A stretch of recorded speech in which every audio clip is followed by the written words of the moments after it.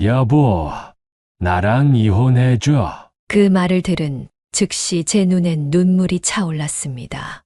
상상도 하지 못했던 단어였죠. 물론 그게 사실일 때는 이혼을 할 수도 있겠다고 생각했지만 이렇게 남편의 입으로 당장 오늘 들을 거라고는 정말 생각지도 못했죠. 복잡한 생각을 다 정리하기도 전에 남편은 담담한 말투로 계속 말을 이어갔습니다. 나에게 다른 사람이 생겼어. 미안해. 당신이 잘못한 건 하나도 없어. 다 내 잘못이야. 하지만 나는 그 사람을 만나고 내 인생을 새로 느껴. 그 사람을 사랑하고 있어. 당신한텐 정말 미안해. 하지만 이제라도 나는 새 인생을 살고 싶어. 저는 너무 기가 막혔어요. 너무 어처구니가 없어서 화도 나지 않았죠. 제 인생에 그렇게 복잡한 감정을 느낀 건 처음이었어요. 저는 떨리는 목소리로 남편에게 말했습니다. 어떻게 그렇게 쉽게 말할 수가 있어요? 내가 당신한테 그 정도밖에 안 되는 사람이었어요? 남편은 아무 말도 하지 않았어요. 그저 제가 하는 말을 그대로 받아들일 준비를 한 것 같았죠. 안 돼요. 절대 안 돼요. 우리가 살아온 게 벌써 45년이에요. 당신은 저 없이 살 수 있어요? 저는 안 돼요. 저는 당신 없이 못 살아요. 우리 진짜 힘들게 살면서 버텼잖아요. 애들도 다 출가시키고 이제 우리 행복하게 살 일만 남았는데 뭐가 부족해서 그러는 거예요. 남편은 차디찬 목소리로 대답했습니다. 그래서 그러는 거야. 이제 우리가 책임져야 할 애들도 없으니까. 지금까지 당신한테 참 미안하고 고마워. 하지만 내 마음은 이미 정해졌어. 당신에게 할 말 없지만 내 마음을 좀 이해해줬으면 좋겠어. 뭘 이해하라는 거예요. 그걸 어떻게 이해할 수가 있죠?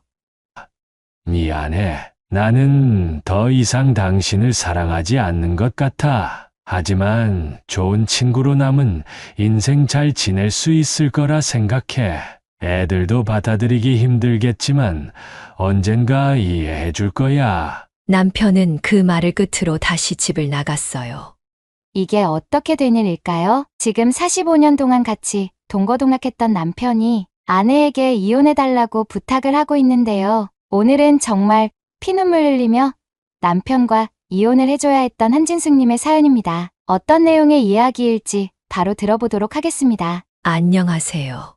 저는 동대문구에 사는 올해 71가 된 한진숙이라고 합니다. 요즘에 자주 사연을 듣고 있어요. 저와 비슷한 나이 또래의 여러분들 이야기를 들으면서 웃기도 하고 울기도 하면서 삶의 위로를 받고 있습니다. 이렇게 도움만 받다가 저도 여러분께 제 이야기를 들려드림으로써 조금이나마 누군가에게 도움이 됐으면 하는 바람에 이렇게 사연을 쓰게 되었어요. 제가 오늘 여러분께 들려드릴 제 이야기는 45년 동안 함께 해온 제 남편이 어느 날 이혼을 하자고 한 이야기예요. 그 이유는 남편에게 다른 사람이 생긴 것이더라고요. 만나는 사람도 굉장히 충격적인 사람이었어요. 제 인생 말년에 있었던 이야기를 끝까지 들어주시고 제가 내린 결정이 잘한 것인지 다른 결정을 했어야 했는지 여러분의 생각을 말씀해 주시면 감사하겠습니다. 남은 인생 여러분의 많은 조언들을 가슴에 새기며 살아갈게요. 그럼 이야기 시작하겠습니다. 저희 45년 세월이 이렇게 무색할 수 있을까요? 제 이야기를 시작하려면 남편을 만나게 됐을 때로 돌아가야 합니다. 저는 서울 토박이에요. 서울 여러 군데를 옮겨 다니며 살긴 했지만 서울에서 벗어나진 않았죠. 굉장히 평범하게 산 인생이었죠. 여중여고를 나왔고 나쁘지 않은 대학에 들어갔어요. 아버지가 사업을 하셨는데 벌이가 나쁘지 않으셨거든요. 그래서 대학교 들어갈 때까지는 정말 모자람 없이 자랐어요. 하지만 문제는 제가 2학년이 되던 해였어요. 아버지가 사업을 확장하시다가 부도가 나버렸지 뭐예요. 그래서 한순간에 저희 집은 폭삭 망해버렸고 단칸방으로 이사를 가게 되었어요. 집도 팔고 가게도 팔아야 했죠. 어머니 아버지는 그 이후로 다시 재기하기 위해 여러 방면으로 노력을 많이 하셨지만 끝내 재기는 하지 못하셨어요. 저는 그로 인해 학교를 쉬면서 계속 일을 해야 했죠. 학비와 생활비를 모두 감당할 능력이 안 되었거든요. 공부를 그렇게 잘하는 편도 아니라 장학금을 노릴 수도 없었고요. 저는 작은 회사에 격리로 취직을 하게 되었어요. 할 수 있는 게 많지 않더라고요. 저는 거기서 남편을 만나게 되었습니다. 저보다 3살 연상이었죠.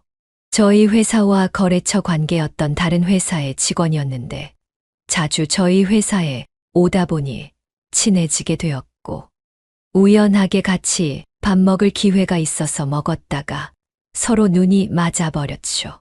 그때를 생각하면 아직도 많이 설레요. 그 남자는 남자답게 생긴 외모에 어울리지 않는 굉장히 다정한 사람이었죠. 더군다나 말을 굉장히 청산유수처럼 잘했습니다. 남편에게 한 번 빠지게 되면 빠져나오기가 쉽지 않았죠. 눈도 굉장히 크고 깊어서 그의 얼굴을 뚫어지게 쳐다보는 것만으로도 기분이 좋았으니까요. 하지만 남편도 집안 사정이 그리 좋지는 않았습니다. 하지만 저희는 둘이 함께 할 수 있는 것만으로도 좋았죠. 그래서 동거를 시작했습니다. 그때는 경제적으로는 굉장히 힘들었지만 서로를 의지하며 행복한 미래를 꿈꾸던 시기였죠. 아직도 추운 겨울에 서로 꼭 껴안은 채로 서로의 온기를 느끼며 추위를 견뎠던 기억이 나네요. 그때는 힘들었지만 그래도 견딜 수 있었어요. 저희는 아직 젊었고 미래에 대한 희망이 있었으니까요. 하지만 현실적으로 힘든 부분은 어쩔 수 없었죠. 저희와 비슷한 나이 또래의 여러분이라면 공감해 주실 분들이 많으실 거예요. 몸 하나 딸랑 와서 신혼을 시작한 사람들이 대부분이었으니까요. 저희는 그렇게 모아둔 돈 하나 없이 동거를 시작해 자연스레 결혼을 하게 되었어요. 물론 신혼여행은 꿈꾸지도 못했고 결혼식도 조촐하게 진행했죠. 힘들었지만 저희는 포기하지 않고 돈을 한 푼 두 푼 모으게 되었습니다. 저는 이전에 다니던 회사에서 오랫동안 일을 해서 나중엔 사장님의 비서를 하게 되었고 남편은 무역회사를 열심히 다녔어요. 저희는 같은 꿈이 있었습니다. 우리 가족만의 집과 가게를 가지는 것이었죠. 가게는 장사 사업을 하셨던 우리 아버지의 영향이었어요. 아버지가 좋은 가게 하나 차려놓으면 평생 먹고 살 수 있다고 하셨거든요. 물론 무리해서 확장을 하다가 무너져 버렸지만요. 그래서 더도 말고 덜도 말고 좋은 가게 하나만 차리고 싶었어요. 그 뜻을 남편도 받아들여 줬고요. 그래서 저희는 한 푼 두 푼 모은 돈으로 집보다 먼저 가게를 차렸습니다. 어머니의 요리법과 아버지의 사업적인 조언을 가지고서는 저희는 맛있는 족발집을 차리게 되었어요. 지금 동국대가 있는 장충동 근처에서요. 족발 골목은 아니고 거기서 조금 떨어진 곳이었죠. 그렇게 족발집을 차렸을 때 그 기쁨은 정말 말로 표현할 수 없을 정도였어요. 저와 남편은 작은 우리만의 가게를 보며 서로 부둥켜 울었죠. 얼마나 기뻤는지 한 달 동안 1시간에 한 번 나와서 저희 집 간판을 보다가 들어갈 정도였어요. 남편도 회사를 그만두고 가게 일을 도왔어요. 저와 남편은 매일 꼭 두새벽에 나와서 족발을 삶았어요. 저는 여러 반찬과 국을 만들었고 남편은 손님들을 맞았죠. 그렇게 늦은 밤까지 일하고 돌아와서는 기진맥진한 채로 잠에 들었죠. 정말 열심히 일했어요. 그렇게 저희 둘은 열심히 돈을 벌어서 작은 집을 사게 되었어요. 저희만의 보금자리였죠. 그 후로 저와 남편은 아이 셋을 낳게 되었어요. 아들 2명과 딸 1명이요. 자식들을 먹여 살리느라 정말 쉼 없이 일해야 했죠. 임신한 상태에서도 쉬지 못하고 매번 가게에 나왔어요. 남편은 그런 저에게 항상 미안해 했습니다. 그렇게 시간은 흘렀고 자식들은 어느새 성인이 되었죠. 아이들을 키우면서 여러 기억나는 일들이 있네요. 첫째 아들이 어렸을 적 난간에서 떨어져 크게 다쳤던 기억, 둘째 아들이 좋은 대학에 붙은 기억, 막내 딸이 대학 졸업하자마자 결혼하겠다며 사위를 데려온 기억 등등이요. 즐거운 기억과 힘든 기억들이 수도 없이 많았죠. 저와 남편에겐 견디기 힘든 시간들이었지만 서로를 의지하며 버틴 세월이었어요. 그렇게 45년이 넘는 시간이 흘러갔죠. 그 모든 어려움들을 겪고 나서야 저희는 이제야 안정기에 접어든 듯 했어요. 아들, 딸 모두 가정을 가지게 되었고 저희도 가게를 다른 사람에게 넘긴 채 남은 돈으로 노후를 보내고 있었죠. 이렇게 조용한 노후를 보낸 지는 4년밖에 되지 않았어요. 처음 가게를 팔고 쉬게 되었을 때는 굉장히 어색했어요. 한평생 일만 했던지라 어떻게 쉬어야 하는지, 이제 뭘 하며 살아가야 하는지 감이 잡히지 않았죠. 새벽에 일어나 가게에 가야 할 것만 같았고, 자식들 뒷바라지를 계속 해줘야 하는 거 아닌지 걱정이 되기도 했어요. 한 번은 저도 모르게 새벽에 일어나 팔았던 가게에 갈 뻔한 적도 있었어요. 버스를 타려고 하는 순간 제가 가게를 팔았다는 걸 깨달았죠. 남편도 마찬가지였어요. 하지만 서로 의지하고 도와가며 새로운 인생을 준비할 수 있었어요. 남편은 저와 새로운 취미를 찾아보자며 여러 가지를 함께 했죠. 매일 새벽에 일어나 남편이 좋아하는 클래식 음악을 들으면서 명상을 하고 산책을 했어요. 그리고 가볍게 아침을 먹고는 서로의 취미 생활을 즐겼죠. 그리곤 저녁에 모여 밥을 먹고 드라마를 보며 하루를 마무리했어요. 가끔 아들과 딸들이 손주들을 데리고 오면 집은 아이들의 소리로 가득했습니다. 북적북적한 아이들을 보면 정말 이 모든 것이 저와 제 남편이 이루어낸 것인지 믿을 수 없을 정도로 기뻤어요. 아이들의 표정을 보는 것만으로도 행복했죠. 하지만 아쉬운 점이 하나 있었어요. 남편은 몸이 다부져서 그런지 아직 건강했지만 저는 무릎과 허리가 좋지 않았어요. 운동을 평생 한 적이 없었고 매번 가게에 구부정한 채로 음식을 하느라 허리가 굽었고 하루 종일 서 있어서 무릎이 안 좋았죠. 그래서 남편과 같은 취미 생활을 하지 못했어요. 저는 손재주가 좋아 뜨개질을 주로 했고 남편은 나가서 운동을 하거나 등산을 했죠. 처음엔 남편도 저를 위해서 집이나 실내에서 하는 취미를 같이 하려고 해주었지만 그의 성미에 맞지 않았죠. 남편은 밖에서 활동을 해야 하는 사람이었어요. 그래서 저는 남편에게 그러지 말라고 했죠. 그 사람이 저 때문에 바깥 생활을 포기하는 게 싫었습니다. 함께 해주려는 마음으로도 충분했죠. 아침에 천천히 함께 걷는 시간이 있었으니 또 괜찮았고요. 남편은 아침을 먹은 뒤 항상 동네 회관에 있는 체육관으로 갔죠. 거기서 동년배 친구들과 점심을 먹고 저녁이나 되어서 돌아왔어요. 그럼 저는 남편을 위해 맛있는 저녁을 준비했죠. 남편은 제 음식을 참 좋아했어요. 45년이 지났는데도 말이에요. 매번 처음 먹는 것처럼 정말 맛있게 먹어주었습니다. 여보, 오늘은 찌개 맛이 더 좋은데 무슨 마법을 부린 거야? 항상 하던 대로 했는데 거짓말 하지 말아요. 정말이라니깐. 내가 오늘 운동을 열심히 해서 그런가? 한 그릇 더 주겠어? 알겠어요. 많이 해놨으니깐 천천히 먹어요. 아, 참 내일 모레 애들 온다네요.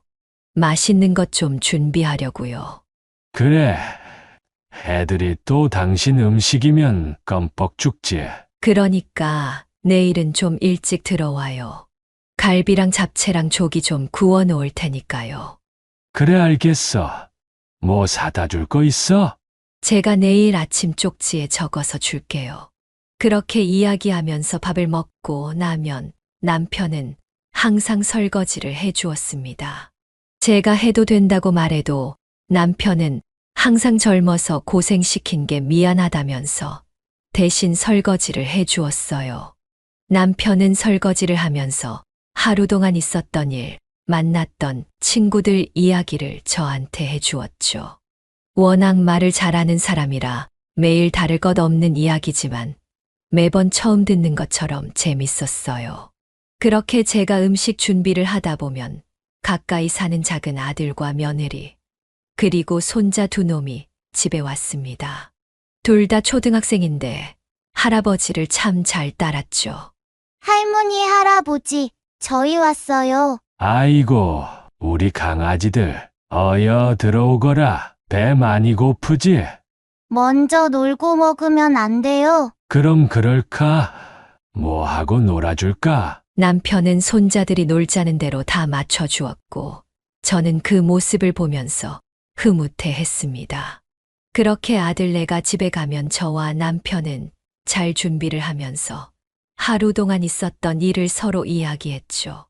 애들이 정말 쑥쑥 크는 것 같아요. 그쵸? 그러니까 말이야. 예전엔 가뿐히 들었던 것 같은데 오늘 아느니까 꽤 무겁더라고. 당신이 나이 든 거 아니고요? 무슨 소리야, 나는 절대 안 늙어. 알통 만져봐봐. 됐어요. 농담이에요. 이렇게 실없는 소리를 하면서요. 남편이 밖에 나가 있을 땐 저도 가끔 주변 할머니들을 만나러 집 앞 정자로 나갔어요. 또래 친구들이 그곳에 항상 모였거든요. 그럼 서로의 남편이나 자식 이야기들을 하며 시간을 보냈죠. 남편 이야기를 할 때마다 많은 사람들은 저를 부러워했어요. 남편이 집안일을 도와준다고 하면 다들 소스라치게 놀랐죠. 그리고 남편은 제 주변 사람들을 만날 때도 항상 밝았고 말솜씨를 이용해서 사람들을 즐겁게 해줬어요. 그래서 제 남편은 어딜 가나 인기가 많았죠. 45년을 함께 했지만 저는 아직도 남편이 너무나 좋았어요. 제가 운이 참 좋은 사람이라고 느꼈죠. 남편에게 의지를 많이 했기에 남편이 없는 삶은 상상도 하지 못했습니다. 지금의 삶에 굉장히 만족했고 이렇게 살다가 조용히 남편과 한날 한시에 세상을 뜨는 게 저의 유일한 바람이었어요. 하지만 인생은 제가 원하는 대로 흘러가게 두지 않더라고요. 겨울이 지나고 막 푸릇푸릇한 잎이 돋아나는 봄이 되었을 때였어요. 조금씩 일상의 변화가 생겼습니다.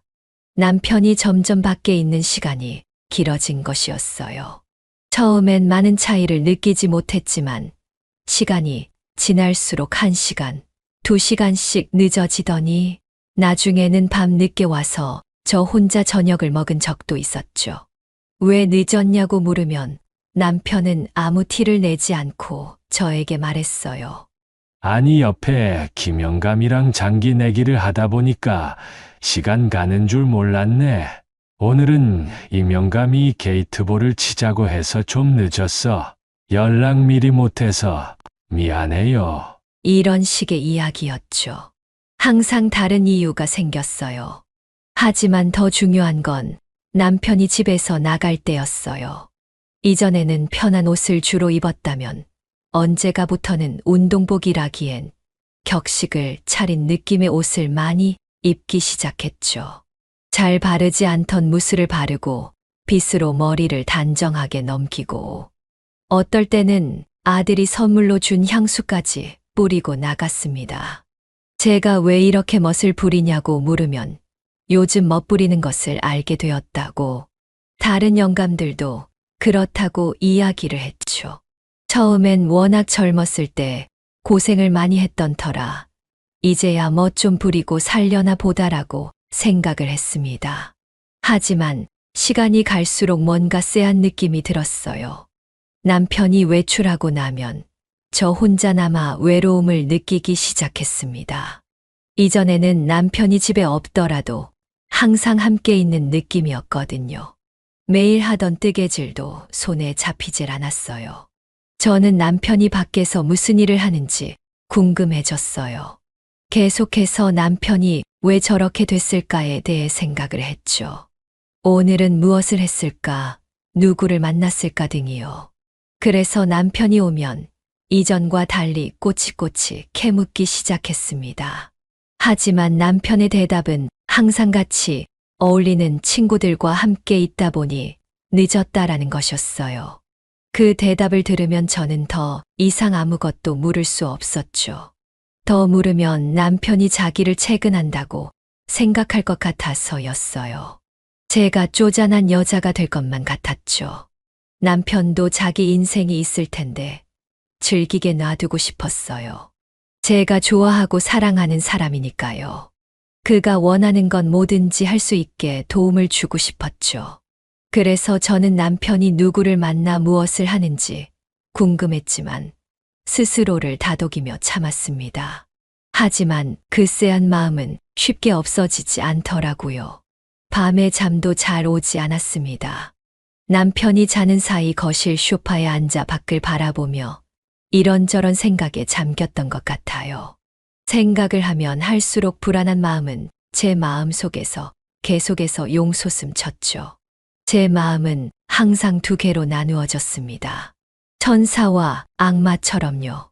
한편으로는 평생 저만 바라봐줬던 남편을 의심하는 게 미안하다는 마음과 또 한편으로는 남편이 저 몰래 다른 사람을 만나고 있는 건 아닐까 하는 의심이었죠. 하지만 저는 이 마음을 남편에게 쉽사리 말하지 못했습니다.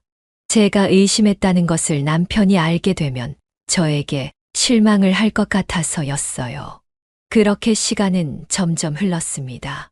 남이 봤을 때는 달라진 것 없는 저와 남편의 일상이었지만 그 사소한 분열은 저만 느낄 수 있었어요. 남편에 대한 의심과 죄책감 사이에서 저는 혼자 점점 시들어가고 있었습니다. 곤히 자는 남편의 얼굴을 보면 저의 갈등은 더욱 심해졌죠. 이대로 가다간 저 혼자 지쳐 쓰러질 것만 같았어요. 남편은 점점 밖에서 보내는 시간이 많아졌고 저의 눈을 제대로 쳐다보지 못했어요. 그러던 어느 날이었어요. 남편은 저에게 친구들과 등산을 다녀오겠다면서 늦는다고 먼저 이야기를 했어요. 저는 당연히 늦어도 저녁 때는 들어올 거라 생각했지만 새벽이 되어서야 들어오더라고요. 저는 자는 척을 했습니다. 남편은 몰래 씻더니 제 옆에 누워 잠을 청했어요. 남편에게서 처음 맡아보는 냄새가 났습니다. 그 냄새는 분명 남자에게서 날 만한 냄새는 아니었죠. 저는 그 냄새를 맡고 더 이상 참을 수 없었어요. 그래서 남편이 자는 것을 확인한 뒤 남편의 휴대폰을 몰래 가지고 거실로 나왔어요. 나쁜 짓을 하는 것만 같아 손이 덜덜 떨렸습니다. 저는 남편의 휴대폰을 켰고 비밀번호를 입력했어요. 제가 알기론 남편의 모든 비밀 전호는 제 생일이었죠. 하지만 제 생일을 입력하자 틀렸다는 문구가 떴어요. 저는 매우 당황했습니다. 남편의 생일을 쳐도 아들과 딸의 생일을 쳐도 틀렸다는 문구가 떴습니다. 저는 그것을 보고 남편이 분명 무언가를 숨기고 있다는 걸 직감했습니다. 그래서 지금 당장 이 휴대폰을 열어서 봐야만 했죠. 그래서 다시 방으로 간 다음 남편의 손을 조심히 들어 지문인식으로 휴대폰을 열어보았습니다. 다행히 남편은 깨지 않았죠. 그리고 저는 바로 휴대폰 통화 기록과 문자 기록을 살펴보았습니다. 그걸 본 저는 제가 그토록 상상했던, 제발 이 일만은 아니길 기도했던 최악의 상황을 마주하게 되었어요. 남편의 휴대폰에는 제가 모르는 최영감이라는 사람이 저장되어 있었고, 몇 달 동안 최영감과 많은 통화와 문자를 했던 기록이 남아 있었습니다. 통화 기록은 짧으면 30분, 길게는 2시간 정도였어요. 제가 아는 남편의 지인 중에는 이렇게 길게 통화할 사람은 없었습니다. 그리고 문자를 들어가니 최영감과 나눈 은밀한 대화가 있었습니다. 오늘 하루 즐거웠어요. 조심히 들어가세요. 좋은 꿈 꾸시고요. 다음엔 어디서 볼까요? 라는 등의 대화였어요. 간간히 남편의 다정한 말들도 써져 있었어요. 오늘 산책을 하다가 이쁜 꽃을 발견했는데 문득 당신 생각이 났어요. 당신도 제 생각을 했으면 좋겠습니다. 라는 식의 말들이었죠. 저는 소리가 나올 뻔한 걸 간신히 한 손으로 입을 막아 참았어요. 난생 처음 겪는 기분이었죠. 엄청난 배신감이 들었어요. 저 말고 다른 여자에게 보내는 다정한 편지라니요. 점점 목이 메어왔고 눈에선 눈물이 흘렀어요. 이게 어떻게 된 일인지 파악하려는 저의 머릿속과 알 수 없는 부정적인 마음이 섞여 어떻게 해야 할지 모르겠더라고요. 하지만 남편이 연락하는 이 사람이 누군지는 꼭 알아내고 싶었어요. 그래서 번호를 옮겨 적으려고 하는데 남편이 잠에서 깨서 거실로 나오는 게 아니겠어요. 저는 너무 당황해서 휴대폰을 소파 사이에 숨기고 재빨리 눈물을 닦았죠. 여보, 안 자고 뭐해? 잠이 안 와서요. 저 때문에 깼어요?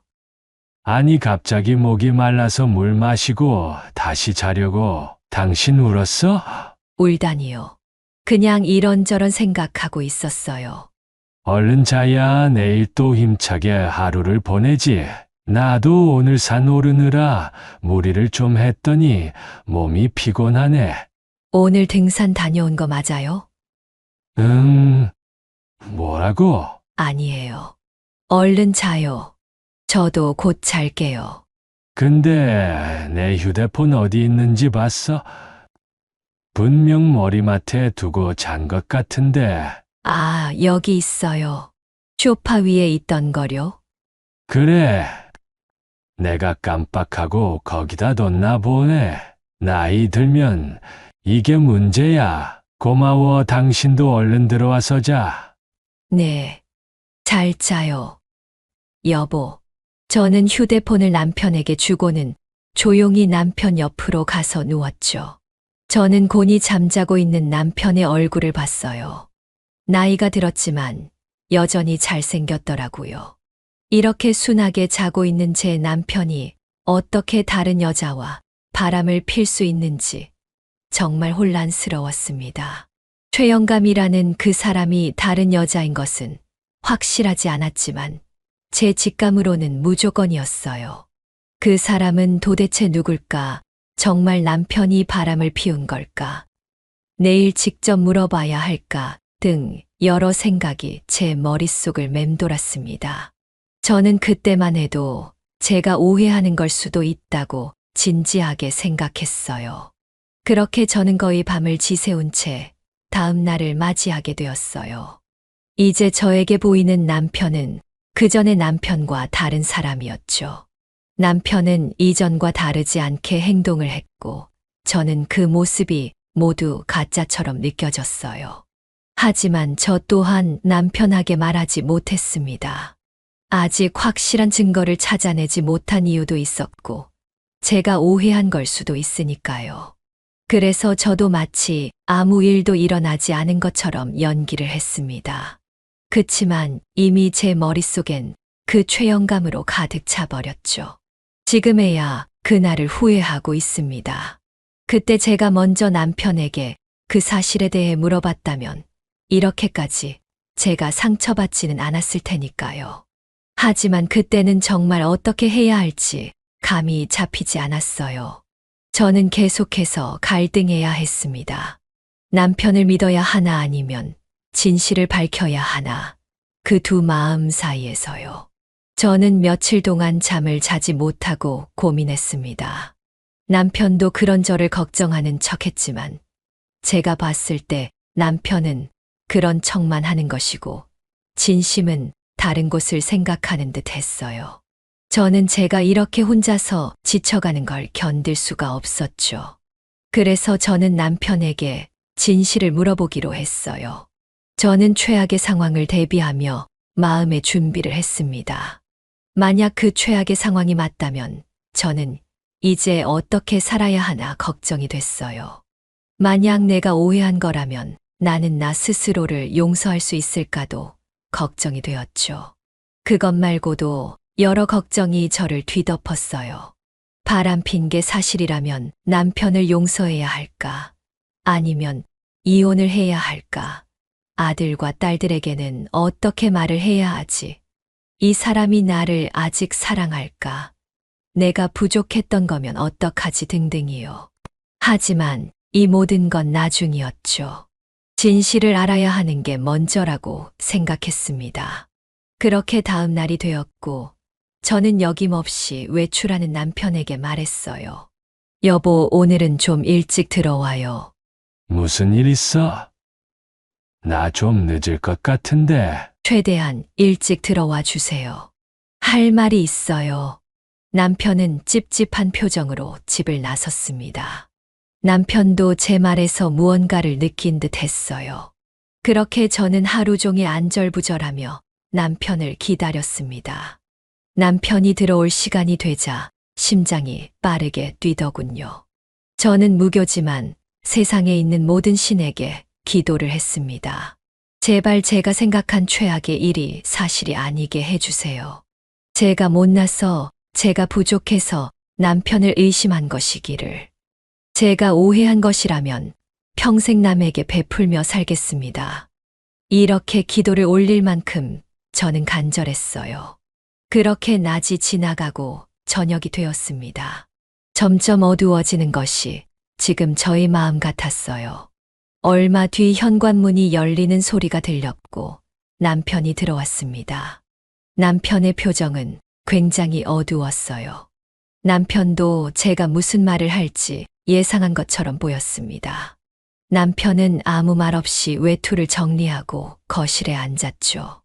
저도 아무 말 없이 남편의 맞은편으로 가서 앉았습니다. 입을 떼야 했지만 근엄한 표정으로 앉아있는 남편의 얼굴을 보니 쉽사리 말이 나오지 않더군요. 저는 다시 무슨 말부터 꺼내야 할지, 어떤 것을 물어봐야 할지 속으로 정리를 했어요. 그리고 말을 시작하려는 찰나 남편이 먼저 말을 하기 시작했습니다. 여보, 나 당신이 무슨 말 할지 알아? 저는 순간 잘못 들었나 착각을 했습니다. 아무 말도 하지 않았는데 제가 할 말을 알고 있다니요. 남편은 제 눈을 마주치지 못한 채 말을 이어갔어요. 내가 지금 다른 사람을 만나고 있는지가 궁금했던 거지? 그 말을 들었을 때 저는 심장이 덜컥 내려앉았어요. 아무 말도 나오지 않았죠. 저는 빤히 남편을 쳐다보았습니다. 남편은 진지해 보였어요. 그 다음에 말한 것이 제 인생 최악의 말이 될 줄은 그땐 몰랐습니다. 여보, 나랑 이혼해줘. 그 말을 들은 즉시 제 눈엔 눈물이 차올랐습니다. 상상도 하지 못했던 단어였죠. 물론 그게 사실일 때는 이혼을 할 수도 있겠다고 생각했지만 이렇게 남편의 입으로 당장 오늘 들을 거라고는 정말 생각지도 못했죠. 복잡한 생각을 다 정리하기도 전에 남편은 담담한 말투로 계속 말을 이어갔습니다. 나에게 다른 사람이 생겼어. 미안해. 당신이 잘못한 건 하나도 없어. 다 내 잘못이야. 하지만 나는 그 사람을 만나고 내 인생을 새로 느껴. 그 사람을 사랑하고 있어. 당신한텐 정말 미안해. 하지만 이제라도 나는 새 인생을 살고 싶어. 저는 너무 기가 막혔어요. 너무 어처구니가 없어서 화도 나지 않았죠. 제 인생에 그렇게 복잡한 감정을 느낀 건 처음이었어요. 저는 떨리는 목소리로 남편에게 말했습니다. 어떻게 그렇게 쉽게 말할 수가 있어요? 내가 당신한테 그 정도밖에 안 되는 사람이었어요? 남편은 아무 말도 하지 않았어요. 그저 제가 하는 말을 그대로 받아들일 준비를 한 것 같았죠. 안 돼요. 절대 안 돼요. 우리가 살아온 게 벌써 45년이에요. 당신은 저 없이 살 수 있어요? 저는 안 돼요. 저는 당신 없이 못 살아요. 우리 진짜 힘들게 살면서 버텼잖아요. 애들도 다 출가시키고, 이제 우리 행복하게 살 일만 남았는데, 뭐가 부족해서 그러는 거예요. 남편은 차디찬 목소리로 대답했습니다. 그래서 그러는 거야. 이제 우리가 책임져야 할 애들도 없으니까 지금까지 당신한테 참 미안하고 고마워. 하지만 내 마음은 이미 정해졌어. 당신에게 할 말 없지만 내 마음을 좀 이해해 줬으면 좋겠어. 뭘 이해하라는 거예요. 그걸 어떻게 이해할 수가 있죠? 미안해. 나는 더 이상 당신을 사랑하지 않는 것 같아. 하지만 좋은 친구로 남은 인생 잘 지낼 수 있을 거라 생각해. 애들도 받아들이기 힘들겠지만 언젠가 이해해 줄 거야. 남편은 그 말을 끝으로 다시 집을 나갔어요. 그 말을 끝으로 다시 집을 나갔어요. 그 후로 며칠간 집에 들어오지 않았죠. 저는 거실에 혼자 남아있는 부정적인 마음들, 배신감, 분노, 노여움 등을 온몸으로 느껴야만 했습니다. 정말 너무나도 당당하게 요구하는 남편의 모습에 어이가 없어 화도 낼 수 없었어요. 그저 남편이 가고 나서 저는 복받쳐 오르는 감정에 펑펑 울 수밖에 없었습니다. 저는 그날 역시 잠에 들지 못했죠. 그렇게 남편이 올 때까지 며칠간의 시간이 있었고, 저는 마음과 생각을 정리해야 했습니다. 아무리 생각해도 45년의 시간을 이렇게 저버릴 수는 없었어요. 저는 남편이 다시 돌아오면 어떻게든 붙잡아야겠다고 생각했습니다. 그렇게 며칠이 지난 뒤 남편이 들어왔어요. 추레할 것이라 생각했던 제 예상과는 달리 어디서 대접을 잘 받고 왔는지 깔끔한 모습으로 돌아왔습니다. 여전히 저에게 차가운 말투로 말하더군요. 짐을 가지러 왔어. 저는 남편의 소매를 붙잡고 절실한 마음으로 이야기했습니다. 여보, 이야기 좀 다시 해요. 제가 잘못했어요. 제가 당신에게 너무 부족했던 것 같아요. 제가 노력할게요. 제발, 저를 버리지 말아주세요. 버리다니. 우리 각자 새 인생을 사는 것 뿐이야. 이제껏 우리 함께 힘든 인생 잘 버텨왔잖아. 그러니까 서로 원하는 대로 남은 인생 살 수 있게 좋은 마음으로 보내주자고. 이건 제가 원하는 게 아니에요. 저는 제 가정을 이렇게 끝내고 싶지 않아요. 어쩔 수 없어. 나도 이제 내 인생을 살고 싶어. 좋아하는 사람과 여기저기 여행도 다니면서 말이야. 지금까지 내 인생은 너무 일만 하고 힘들었던 삶이었어. 당신에겐 미안하지만 나는 이제 마음을 정했어. 제가 또 무슨 말을 하려고 하자 남편은 종이 한 장을 내밀었어요. 바로 합의 이혼 확인서였어요. 저는 그것을 보고 세상이 무너지는 듯 했어요. 저는 그 종이를 남편 앞에서 찢어버리고 무릎을 꿇었어요. 남편의 다리를 붙잡고 애원을 했죠. 누군가 제 모습을 보면 추레하다고 말할 수 있겠지만 저는 정말 필사적이었어요. 여보, 제발요. 저는 당신 없으면 못 살아요. 당신도 금방 나 없는 삶에 익숙해질 거야. 당신도 얼른 새로운 인생을 찾아가. 저를 버리고 가면 저는 평생 당신을 저주할 거예요. 그리고 애들도 볼 생각하지 말아요. 마음대로 해. 서류는 우편으로 다시 보낼게. 남편은 붙잡는 저를 내팽개쳐버리고 안방으로 가서 큰 가방에 옷과 여러 물품들을 담기 시작했죠. 저는 그저 앉아서 펑펑 울 수밖에 없었어요. 곧 남편은 미안하다는 말과 함께 집을 떠났습니다. 저는 이제는 진짜 끝이 났다고 생각했어요. 그 이후로 며칠간은 정말 멍하게 지냈던 것 같아요. 집안이 너무 허전했고 이 세상에 나 혼자 남겨진 것 같은 기분이 들었죠. 시간이 어떻게 지나갔는지 모를 정도로 넋을 놓았고 제 삶은 망가져 버렸습니다. 어느 날 자식들이 연락을 안 받는 제가 걱정이 되었는지 집으로 찾아왔어요. 세 자녀 모두가요. 저를 보고는 무슨 문제가 있다는 걸 알았는지 심각한 표정으로 묻기 시작했어요. 어머니, 무슨 일 있으세요? 아버지는요. 아이들을 보니 눈물을 참지 못하겠더라고요. 저는 그래서 지금까지 있는 일들을 모두 아이들에게 물었습니다. 아이들은 제 이야기를 듣고 매우 화를 내더군요. 어떻게 아버지가 그러실 수가 있어요? 다른 여자가 생겼다고요? 그 사람 도대체 누구예요? 어머니를 이렇게 내팽겨두고 간 아버지가 도대체 이해가 안 되네요. 아이들은 화를 내다 못해 남편을 비난하기 시작했어요. 그러던 중 큰 아들이 못 참고 남편에게 전화를 하더라고요.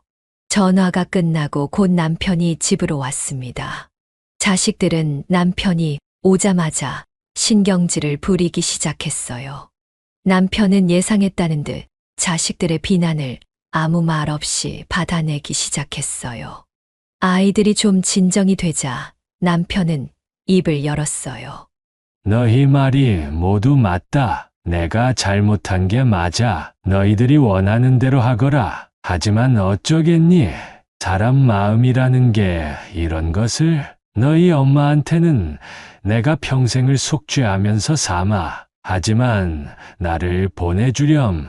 나는 그 사람을 정말 사랑한단다. 아이들은 그 사람을 사랑한다는 말에 열을 냈습니다. 막내 딸은 울기까지 하더라고요. 화를 못 참고 둘째 아들은 집을 나가버렸고 남은 첫째 아들은 화를 가라앉힌 채 남편의 마음을 되돌리려 애썼어요.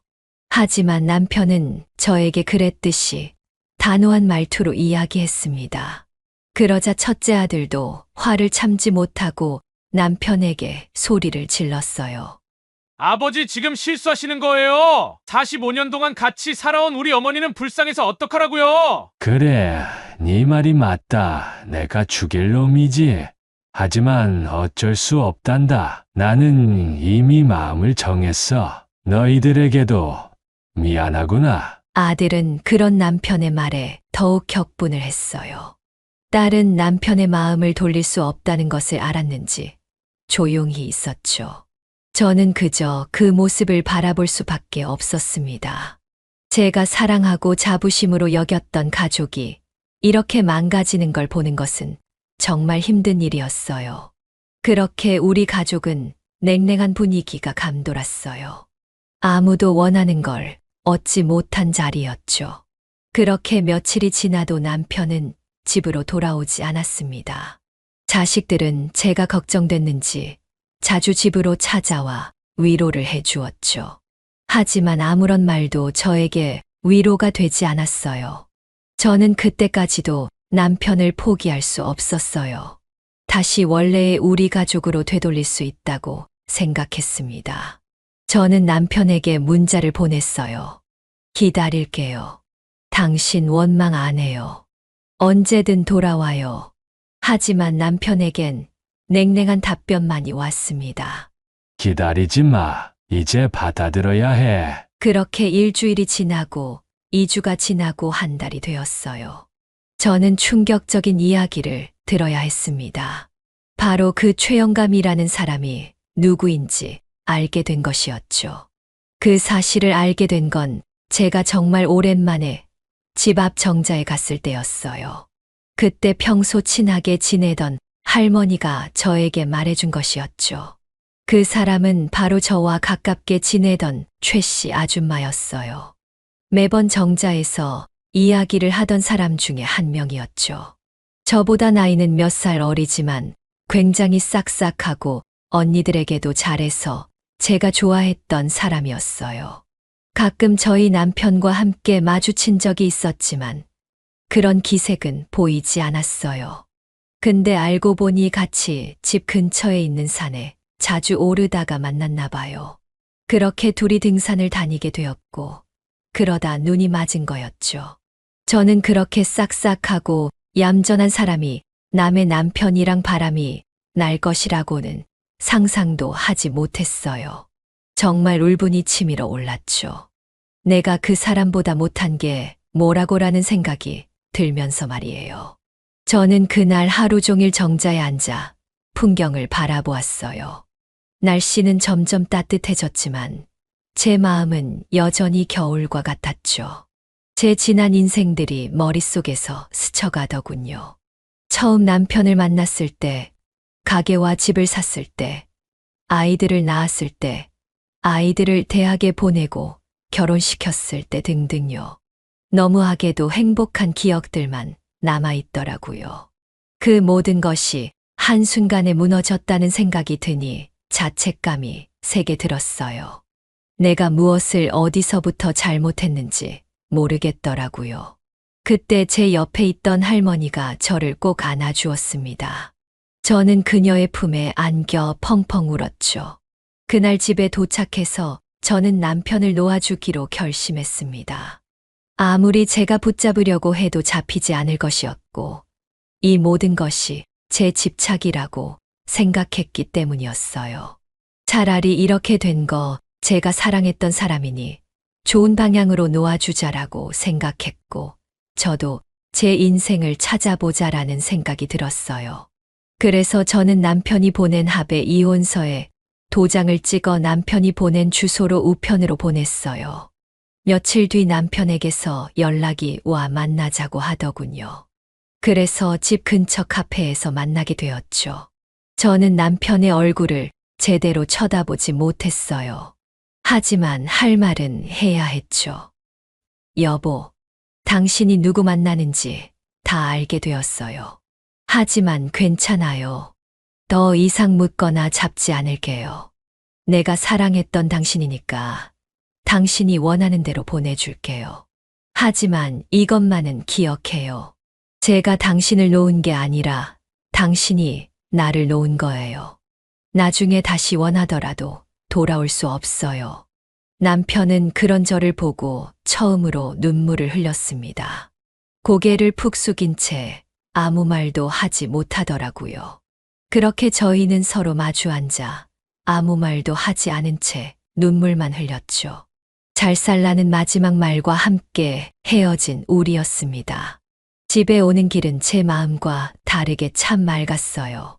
저 빼고 모든 사람이 행복해 보였죠.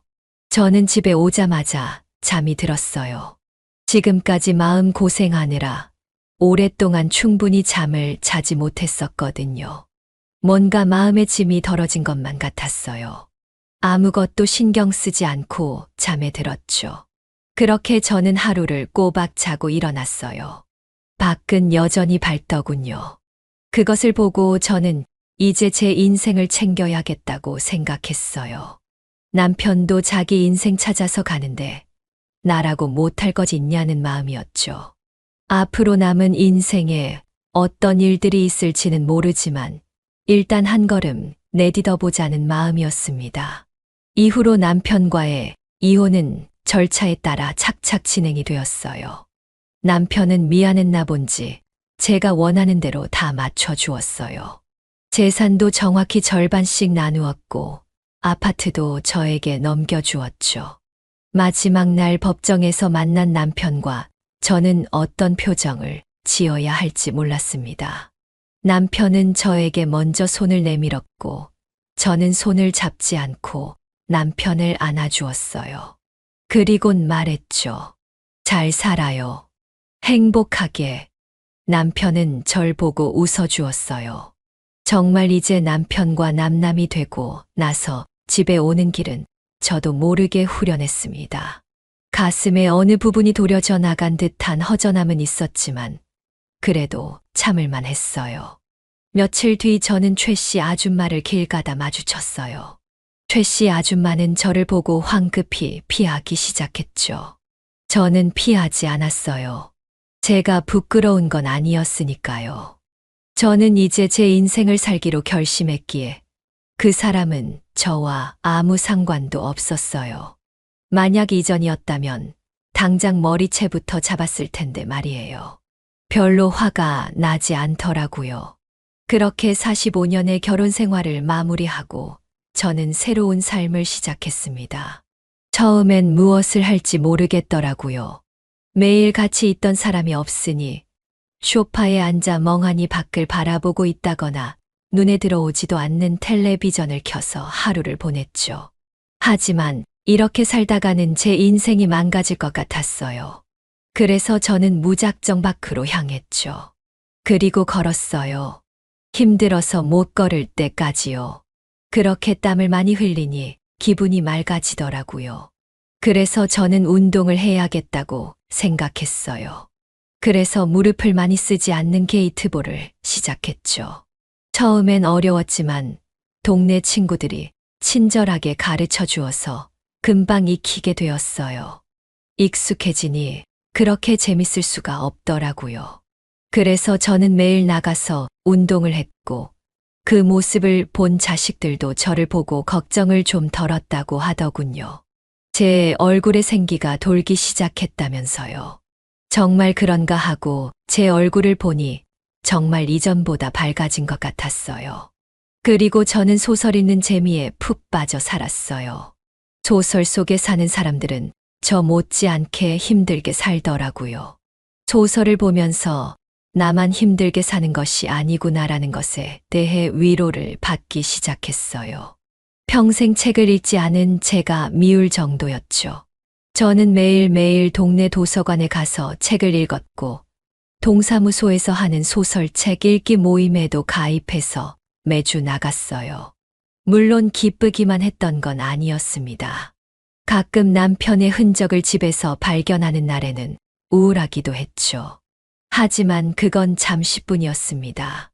저는 그때마다 마음을 다 잡고 제가 즐거워하는 일들을 했죠. 자식들도 많은 도움을 주었어요. 남편은 떠났지만 여전히 제 곁에 남아있는 자식들이 있었습니다. 물론 손주와 놀아줄 남편이 없으니 제가 그 역할을 했어야 했죠. 시간이 지나면서 혼자 사는 것에 조금은 익숙해졌어요. 저는 저에 대해 더 많이 알아갔어요. 저는 너무나 바쁘게 사느라 저를 돌아보지 못했더라고요. 왜 이제야 이런 걸 깨달았는지. 어찌 보면 남편과의 이혼도 이런 제가 있기 위해 벌어졌어야 할 일처럼 느껴지더라고요. 마치 하늘에 있는 누군가 저를 위해 이런 일을 계획한 것처럼요. 그렇게 시간이 지나고 1년쯤 지났을까. 저는 어느 소식을 들었습니다. 바로 남편이 그 여자와 헤어졌다는 소식이었죠. 들리는 말은 여러 가지였지만 어쨌든 최 씨 아줌마가 다른 남자랑 또 바람을 폈다는 말이 많았어요. 저는 그 이야기를 듣고 기쁘지 않더라고요. 저와 같은 상처를 받고 있을 남편 생각에 신경이 쓰였죠. 후련할 것 같았는데 말이에요. 며칠 뒤에 누군가에게 연락이 왔습니다. 모르는 번호였죠. 여보세요? 누구세요? 그 사람은 아무 말도 없었어요. 저는 전화를 끊었죠. 그리고 그 다음 날에도 연락이 왔어요. 저는 그제야 누군지 알겠더라고요. 바로 전 남편이었죠. 하지만 되돌릴 수는 없는 것이었습니다. 저도 이미 전 남편을 사랑하지 않았으니까요. 당신이에요. 맞아. 이야기 들었어요. 많이 아프죠? 그렇네. 당신도 이렇게 아팠어? 네. 근데 금방 지나갈 거예요. 미안해. 당신을 이렇게 아프게 해서. 괜찮아요. 덕분에 저도 제 인생 살아갈 수 있었는걸요. 걱정 말아요. 저 요즘 너무 행복하니깐요. 전 남편은 그 이야기를 듣고 한참 동안 침묵을 했습니다. 남편은 저에게 무언가 하고 싶은 말이 있는 것 같았어요. 저도 그 말이 무슨 말인지 알 것 같았고요. 하지만 그럴 순 없었어요. 그래서 저는 약간의 거짓말을 했죠. 저 요즘 만나는 사람 있어요. 저에게 너무나 잘해줘요. 당신도 얼른 다시 좋은 사람 만났으면 해요. 왜 그런 거짓말을 했는지는 모르겠습니다. 어쨌든 남편도 그 이야기를 듣고는 체념했는지 인사를 하고 전화를 끊더군요. 저는 이제 정말 끝이구나라고 생각하며 한숨을 내쉬었습니다. 남편이 정말 행복하길 바랬어요. 적어도 지금은요. 하지만 이미 남남이니 제 인생이나 잘 살자라는 생각이 곧바로 들더군요. 그러니 마음이 좀 편해졌어요. 그렇게 시간이 어느 정도 지났을까요? 정말 저에게도 새로운 인연이 다가왔습니다. 게이트볼 모임에 새로 들어온 사람이었어요. 그분은 아내와 사별한 지 10년이 다 되었다고 하더라고요. 집도 가까웠어요. 그래서 저희는 게이트볼이 끝나고 항상 같이 집으로 향했습니다. 그러다 서로 저녁을 먹었고 속마음까지 꺼내서 이야기하게 되었어요. 그 사람 목소리가 너무 좋아서 마음이 편해지더라고요. 말하려고 한 건 아니었는데 모두 다 말하게 되었죠. 그분은 조심스레 저에게 다가왔고 저는 그분의 속도가 마음에 들었어요. 참 따뜻했죠. 그렇게 저는 그분과 조심스레 교제를 시작하게 되었어요. 교제라는 말도 이상하네요. 더 자주 보는 사이가 맞는 말일까요? 언젠가는 제가 그분을 초대해 음식도 해주었습니다. 정말 맛있게 잘 먹어주더라고요. 제 음식을 이렇게 맛있게 먹어주는 사람을 보니 잊었던 감정이 생겨나는 듯 했습니다. 그렇게 시간이 더 지났고 그분과는 집을 합치게 되었어요. 그리고 남은 인생을 함께하고자 약속했죠. 이 사실을 자식들에게 말하니 자식들도 저희를 축복해 주었습니다. 언제 불행한 일이 있었냐는 듯 저에게 다시 행복이 찾아왔죠. 그렇게 더 시간이 지나고 자식들 또한 전 남편을 이해할 마음이 생긴 듯 했어요. 그래서 이제 가족 모임에 남편을 다시 초대하기로 했죠. 물론 저와 지금의 남편도 함께요.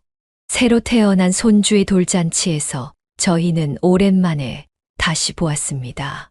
저와 남편은 서로를 보고 웃어주었죠. 처음엔 어색했지만 나중엔 점점 괜찮아지더라고요. 남편도 마음을 잘 정리한 듯 했습니다. 이렇게 조금씩 화해하고 새로운 관계를 만들어 가는 것도 나쁘지 않다고 느꼈습니다. 저희는 어두운 과거의 이야기는 하지 않고 밝은 미래에 대한 이야기만 했죠. 이렇게 저희는 남이 보기엔 조금 이상하지만 새로운 관계가 되었어요. 마치 외국 사람들처럼요. 자주는 아니지만 가족 행사가 있을 때 저와 전 남편은 만나서 안부를 묻곤 합니다. 가끔 어린 손주들이 우리의 관계를 이상하게 생각해서 물을 때마다 뭐라고 말해줘야 할지 난감하지만요. 그래도 이제는 웃어 넘길 수 있을 정도가 되었어요. 저는 지금 매우 행복한 삶을 살고 있습니다. 물론 지금 사는 남편과도 영원하지 않을 거라고 생각해요. 삶은 모르는 거니까요. 하지만 저는 지금 이 순간에 충실하게 후회 없이 살고자 합니다.